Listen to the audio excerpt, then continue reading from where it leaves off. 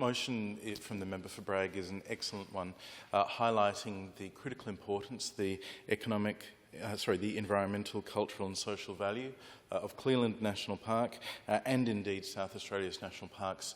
more broadly. The motion recognises the record investment expansion in national parks of the Marshall Liberal government. The Cleland National Park I'll reflect on briefly first, and then more broadly on our national parks and the Marshall government's expansion of them.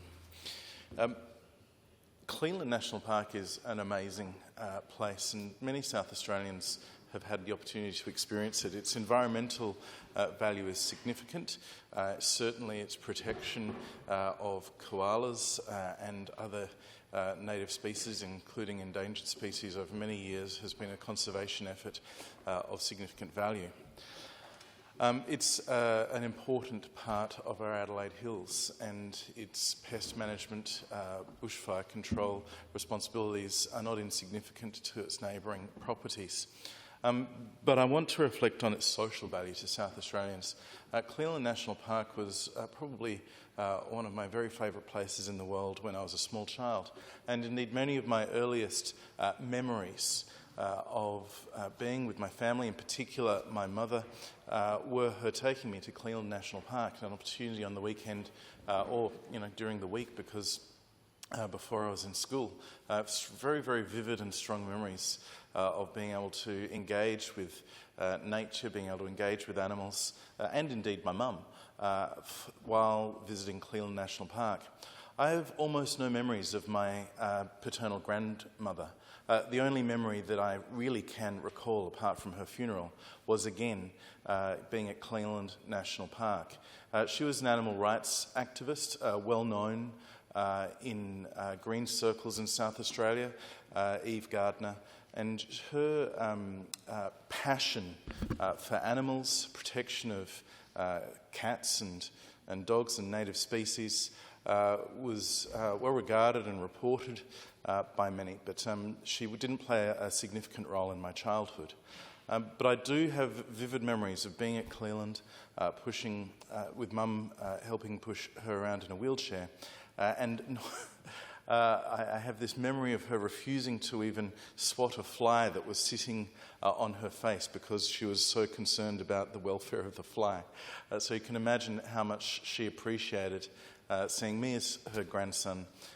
being so keen to engage with the animals that were so well treated at Cleland, and given that wide open spaces to roam in an appropriate natural environment. And that's the sort of memory that I'm sure is shared, not the specific one obviously, but the engagement with nature that I'm sure is shared by thousands, tens of thousands of South Australians. So I want to place on the record to everybody who's worked or engaged or supported Cleland National Park the importance of that endeavour. And I think the work done by the former Marshall Liberal government 2 years ago and having it declared as a national park, I think provides those extra protections and recognition of the significant environmental, cultural and social value of it and our other national parks. And I think that the motion as currently framed, which commends the Marshall Liberal government for its record expansion of national parks in South Australia underpinned by record investment, is an important part of the motion because, of course, there has been an election, there is a new government, and the significant endeavours of the Marshall Liberal government, led by its Environment Minister, the now Leader of the Opposition, not just at Cleland, but also, of course, in the establishment of Glenthorne National Park, in the expansion and establishment of parks elsewhere around South Australia, the investment in them, the significant multi-million-dollar investments in our national park infrastructure and environmental